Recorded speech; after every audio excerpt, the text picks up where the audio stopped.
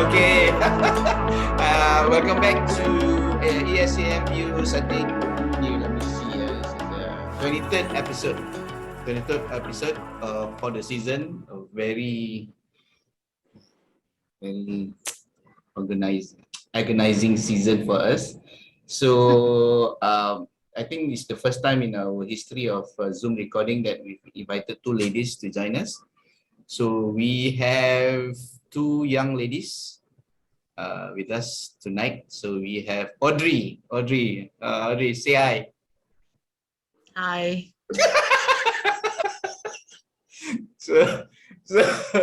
Okay. So to those who is new to our channel and also don't recognize, don't know who this person is. This is Audrey. So Audrey is an Everton supporter, unfortunately. So yeah, okay. Okay, so she was like, I don't know what happened to her. She was like underground for like 2 years. So very quiet, and suddenly out of the blue, I think she went, konon dia belajar and don't know lah. Yeah, konon. And then she ended up with as a psycho. I think you are a psycho, right? Nah, I'm talking to one lah. That's for sure. I know that.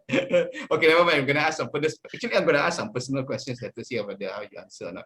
And yes, we have our current president, Lynn. Hi, how are you? Fine. Thank you very much for joining us this late. So actually, we are recording at 10 p.m. because Lynn has to work. She got to pay the house and everything. I don't know what else she's paying. So let's go. So we are at the point in the season where we that we have just sacked our managers and we are looking for new one. At the current moment, the caretaker again is Big Dan, Duncan Ferguson. So we are looking at a few names. So the first question goes to Lynn. So we have Lampard, Pereira. Okay, I just got the news that Rooney said no, and also we have Big Dan. So your thoughts on our latest managerial saga? So what do you think of the current situation? Yeah. We are terribly messed up, aren't we? Normal lah. Terribly beat, cannot even say the word. Yeah, I just feel like Ancelotti was our last shot to really build the team, but sadly he left. And we've tried like all sorts of managers, you name it, we've done it. Potential winning managers, we had Martinez, we had Silva. You talk about high profile managers, we had Koeman, Ancelotti, and might I say Rafa. Talk about fireman, yes, Big Sam. So we've done it all. What choice do we have? What choice are we left with now? And who wants to come to this circus, right? Risking and tarnishing their reputation. But of course, Pereira seems to be quite keen to come. But I think at this stage, I'd rather have Lamps than Pereira. Although I don't agree with what the fans are doing, protesting and all that, but simply because, yeah, I mean, Pereira's CV looks good on paper. Won a couple of leagues, Portuguese league, Chinese league, Greek Super League, But at the end of the day, he could end up like Martinez, I mean, untested in Premier League, and the thing with European players, European managers is that they are always playing possession football and very attacking, but again, defense is very weak. And if we were to bring that to with our current defense, I think it would be a real disaster. I think the only reason that Martinez did so well at that point, is because we still had sturdy defenders like Jags. Seems like a biased opinion, that. But okay, I think we'll let it slide, I think. Yeah. Yes, but, yes. I'm just let us let it slide. Yes. Yeah. So yeah, I mean, with Lambs, I think he has something to prove. I mean, he's young. He's got something to prove, and he's also out of a job. And he did say something about looking for a team to build a project, or yeah, looking for the right team to have a project, something like that. And if we happen to be the right team, who knows? Maybe, you know. So it seems as though he's here for long term if it does work out, if the fans give him time. So yeah. And understandably, like, because you mentioned the word circus, yes, indeed. You know, yes, we have, I don't know, there's a lot of characters running around, you know, and you touch a few things, a few areas that we're going to discuss further, you know, because we might be considered a project for some people. Imagine Everton is, you know, having a, you know, that, you know, a rich history, and in the end it becomes a project for someone. Oh my God, you know, I'm looking at it from that point of view. So we have come to the point. Yeah, I think that's the problem. I think we are too stuck on history, you know. Yes, we've got glorious history, but I think if we are too stuck in it, and if I mean, we've got to look at what we've got. I think the thing, I mean, it's right for the fans to be angry at our current situation, but you know, it's like we have to see what we have in front of us, you know. How you can't, you know, it's difficult to, I mean, it'd be a miracle, you know, for us to really get something out of this. Yep. Okay. Out of the, all right. Yeah. Okay. So now the big question to Audrey is that, you know, we were just talking about how Everton, we have such a rich history, but at the same time, we shouldn't be looking back, we should be looking forward. And with that, and now we have, in the current situation is that the Evertonians are now, you know, it's like it's broken up at least 2 or 3 big groups, you know. And you know, when it comes to who we should appoint as our next managers, you know, there's some disagreement within the camp. So what are your thoughts and on, you know, what is at the core of the difference in terms of opinions? Why do you think so? Audrey? Well, I think I wouldn't say initially there is a breakup in the fans or whatever. I think people are just very disappointed in how we are performing, because I mean, not to say that we have the best squad, but we actually have a pretty strong squad. It's just that certain areas in our squad are lacking, especially in the midfield. But our defenders, I feel like they're getting better and better anyhow. But to answer your question about the managers, I think the fans just need to manage their expectations. As what Lynn said, she went on and on about Pereira's CV. Like, yeah, he's done this and he's done that. But then at the end of the day, when he comes to the club, it's a whole new team, you know. So really, we don't know, even like the best manager, even if we get Pep, can Pep actually make us the next City? That is the thing, right? So with the managers, is I think fans just have to manage the expectations and obviously give them some time. It's like, come in, don't win games, and then straight away call for sacking. That's not right line, right, in my opinion. And just get behind the club and the manager. I mean, at the end of the day, stop laughing. Okay. All right. I mean, at the end of the day, how we perform also is based on the manager's like direction and whatever he wants to do, isn't it? So once we have appointed somebody, even if we don't like that person because of God knows what reason, I mean, just get behind the club, just show your support. I think that's the best that we can do right now. And I would say I agree with Lynn on this when she says that she also supports Lampard. Because I also want no, yes. To those who's gonna watch the recording tomorrow, actually, you can see Audrey vigorously like nodding the moment you know. Okay. For me, she's got personal reason for choosing no, it's Lampard. okay. You know, I try not to you know, try to actually make myself understand the women's psyche, side of things. So, but never mind. You know, like you lah, you know, and I have to mention the first name, right? What's the first name? Feel something, right? So yeah. We can understand. All right. Okay, now back to Lynn. So, you know, it's interesting that what Audrey mentioned, you know, even if we get Pep, you know, even if we get Pep, right? You know, and even if we were to give him a war chest of whatever amount, you know, he can do whatever he wants. You know, take the current squad, throw it out, and you know, bring the whole Manchester City team and change it to Everton FC, right? So it might not even happen, you know. It might not happen because it's, you know, it's different. You know, the fans also actually have a part to play also, you know, in the stadium, you know, the feeling itself, right? So to Lynn, I have this thing to share with you. I don't know whether you saw this. So earlier, so I'm paraphrasing. A fan made this statement is that Lampard had the same lineup of players, you know, when he was at Chelsea, same as what the fellow name. I always call him Tuchel. How to pronounce his name? Tuchel. Tuchel or whatever. Okay, Tuchel.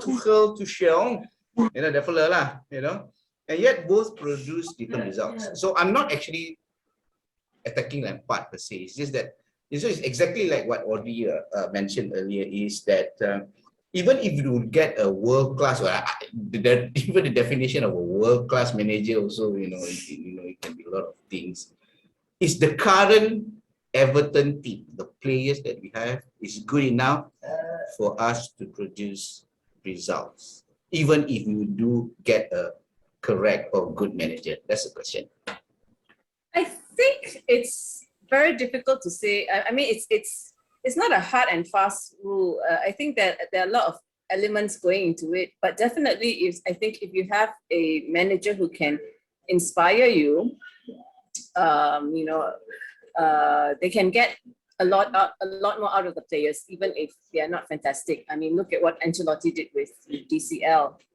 So, but with this current lot, you really need a manager who can really inspire them to get something out of them. And I think perhaps they didn't get that out of Rafa. I mean, I would say that the whole Dean incident, of course, it looked like he didn't want to play for Everton, but in truth, I think he didn't want to play for Rafa. Okay, sorry, I was muted. Yeah, I was so excited to hear you talk about our friend who is now in Sevilla. Yeah, so yeah, understandably. Audrey, do you have anything to add to that? And do you have any other your thoughts on that matter? Well, yeah, basically just echoing what Lynn said.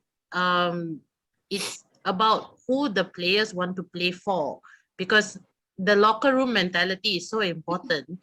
It carries onto the pitch as well. So if the players are not motivated, inspired, like, okay, like geared up, like let's go and win this game, or let's go and at least try to win this game, you know, then it becomes just a whole like cycle of just us changing managers and us forever blaming the managers.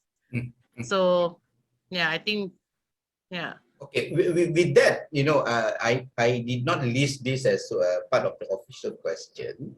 I want to go back to our game, our match against Aston Villa at home. So with that, you know,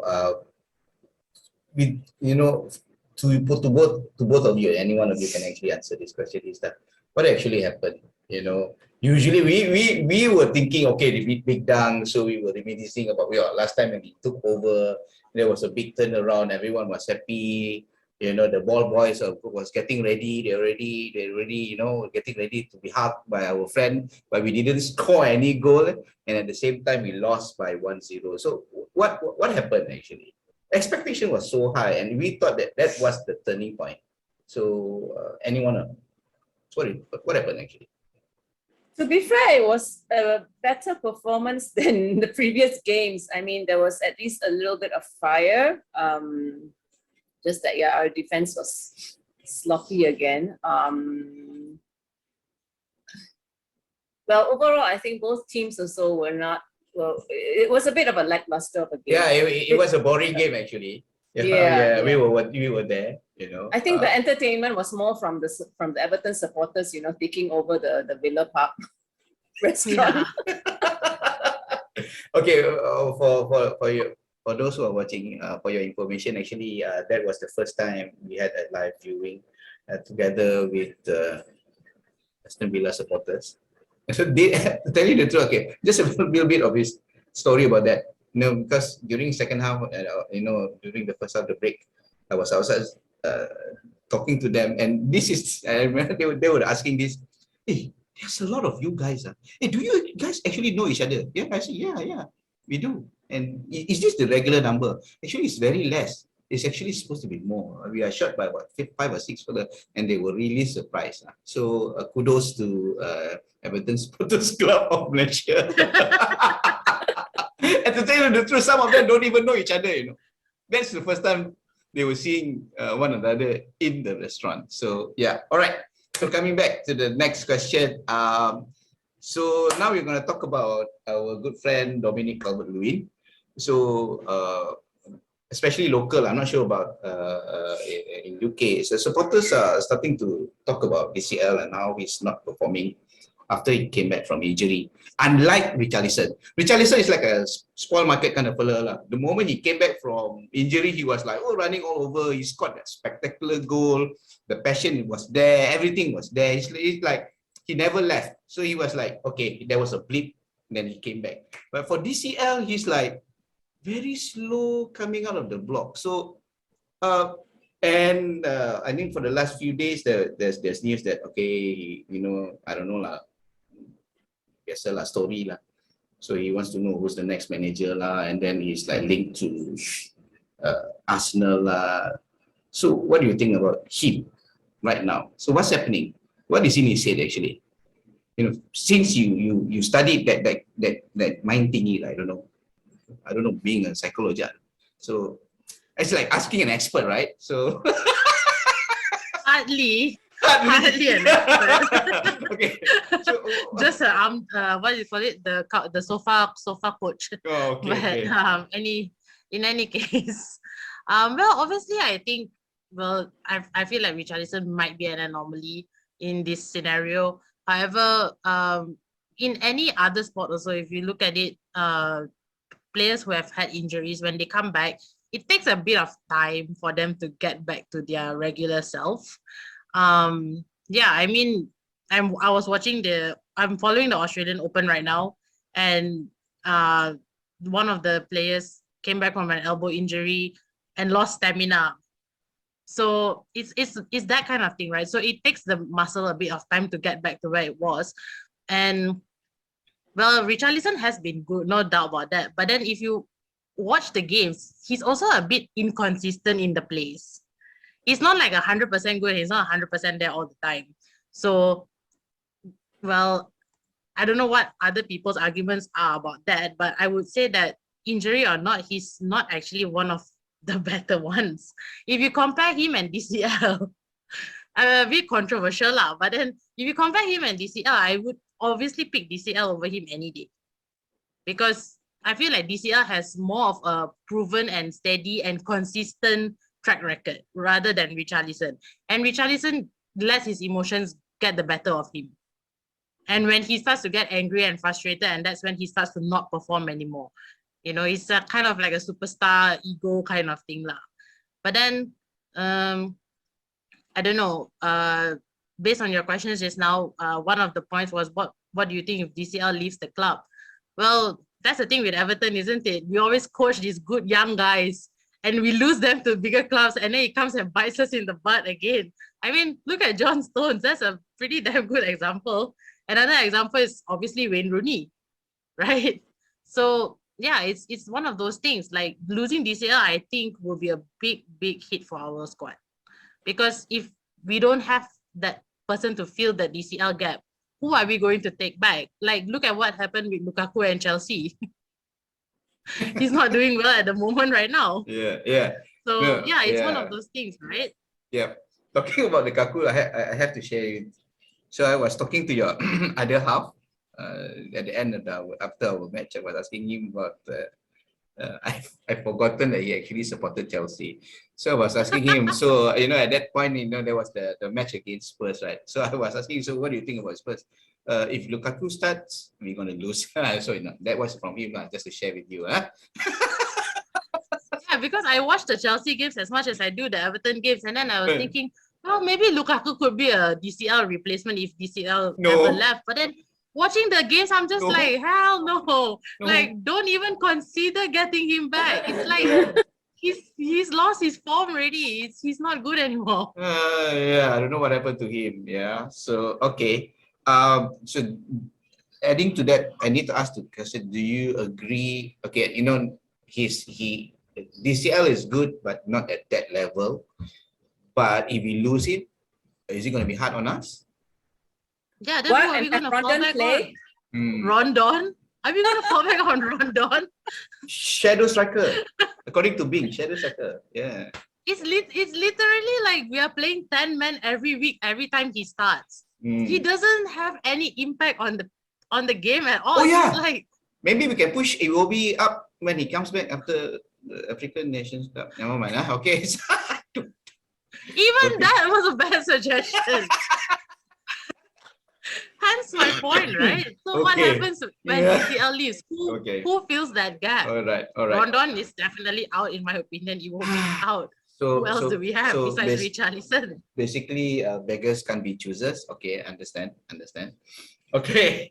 All right. So for us, there's no Premier League matches for us this week, but it's the 4th round of the FA Cup against Brentford. We hardly play Brentford over the decade. We played them twice, and we lost to them twice. The one was 2010. Oh, thank you, Lynn. Actually, you remembered. You know why he remembered? Yes, I remember. You know why he remembered? I have to mention him again. Jax lost the game for us. Thank you very much. Beckford missed the penalty, and then Jax was supposed to score to win it, but he missed it. So we lost the game to them. And then it was in November, and we lost 1-0 to Brentford. So the question is, it's still under Big Down, right? So should we lose, will the supporters lose their mind? They've already lost their mind whether we've lost this game or not. Fair enough. Okay. I mean, you're wearing a hat that doesn't really have anything to do with whatever you're doing. So kind of prove Lynn's point, right? Oh yeah. Okay. Now, then in that case, so we should not lose. We should not lose, right? We should not lose, and this is the time for us to really give back to the supporters. Okay, Audrey, come back. Yes, thank you. So the question is, who do you want us to start? But I want to be more specific in defense. Is it the same as the same we had with Villa, against Villa? Is Coleman injured? Not that I know of. I checked the team list, latest news. No, but knowing us, he can be a last minute thingy, but Coleman is still around. Okay, so Audrey, who do you want us to start in defense? Or the other way around, who do you want not to start in defense? Either way, up to you. Well, it's not like we're sport for choice, isn't it? Again. Well, definitely Keane has to start. I would say give Mason Holgate a few more chances. I mean, there is something there, but I think it just needs a little bit more playing time to actually come out. Definitely Godfrey, that is for sure. And I would also say probably Yerry Mina. Yeah, he had actually a good match against Villa. Especially with the set pieces, you can see that he was really determined to get into the space, and when he actually was there like that. We can actually felt the presence of Mina finally in a match. I'm not sure about Michael Lonko whether the My Sejahtera is available. I mean that during the first match, there's nothing to shout about, but I saw glimpses of him. And Patterson, he played with the can't remember, under 23 or was it under something, and he actually played quite well. But I don't see him playing for us for the seniors. I'm not sure what happened, but Godfrey, I will agree with Audrey. Definitely Godfrey and Mina, these two. The rest, it's fine. Coleman, I'm not sure what happened. But if he's around, would you want to see him play against Brentford? Coleman. Yeah, I mean, also going back to what you said, right? I think a lot of fans have been very disappointed with Mina's performance lately. I mean, excluding the Villa game, but then like the previous games, he's not been really there. But then that's also the same thing can also be said about DCL, right? Like we gave Mina all those chances, and then at one point he was doing the tango dance with some other club punya defenders or whatever it is. Like, and we gave him all the chances. So how come that same chance is not given to DCL To other people, when yeah. DCL has a much better proven record and he's been scoring goals for us non-stop? Right. So it's just that point that I'm like quite frustrated about. I guess fans are lashing out, just lashing out at anybody who's not performing, whatever lah. It's that bad. The current situation is that bad. So predictions. We'll start with Audrey first. So we are playing at home against Brentford, FA Cup 4th round. Our record, FA Cup 4th round, I think at the current moment, I think it's about 60-40. 60% of the matches if we do proceed to the 4th round. So again, Brentford, prediction, Audrey. There's a reason why I don't participate in the ESCM. I know, but I'm gonna ask you. Because it's setting expectations. Okay, put it this way. Not the scoreline, win, lose or draw. Okay, very simple. Oh, okay. I'm leaning towards a draw at this point because I think the squad's not really there yet. But it's getting better, and it's not like we're going to be losing more games after this, hopefully. I'm gonna add another question to the previous question. Draw convincingly or disappointingly? Since you don't want to predict the scoreline, I'm gonna go. Yeah. Okay, fine. I think convincingly. Convincingly. Okay, good. All right. Oh, that's a positive note coming from Audrey. And Lynn, what do you think? I hate these banana skin games. In my mind, I will be thinking that, gosh, we're going to lose again because, we've lost the last 2 matches. But I want to be deludedly optimistic. As I was with Rafa, deludedly optimistic. Yeah. And say they're going to go with a home win. With a home win. Will it be a 1-0 like 10-0? 2-1. They will score at least 1 goal, right? I mean, because as usual, and and I think they will score first. as usual. No, for me, I think I like the earlier season where usually the opponents will score first and then will come back, and that is something that from a supporter's point of view, that's what we want to see. Definitely winning, coming from behind, scoring goals, right? So okay, Lynn is going to go for a 2-1. I'll go for a 2-1 also. Yeah. Okay, good. Okay, all right. Okay, okay, all right. Okay, thank you very much for your time, everyone. But before we go, so Chinese New Year is just around the corner. So I would like to Audrey first. Okay, the president will say something. Your Chinese New Year wish, Audrey, to all the rest of the supporters. Okay, come on. Okay. Happy Chinese New Year, everybody who is watching this. Stay safe. Test yourself. And Lynn. Happy Chinese New Year to everyone. Have a good holiday, have a good break, and don't drink and drive. Okay. All right. Wise words. Okay. All right. And To end, yes, everyone, happy Chinese New Year. Really stay safe, everyone, and thank you, Genting, for making my day. All right. You know the story, right? Yeah, so never mind, it's okay. All right, thank you, everyone. Good night. See you tomorrow on the day. Bye. Bye.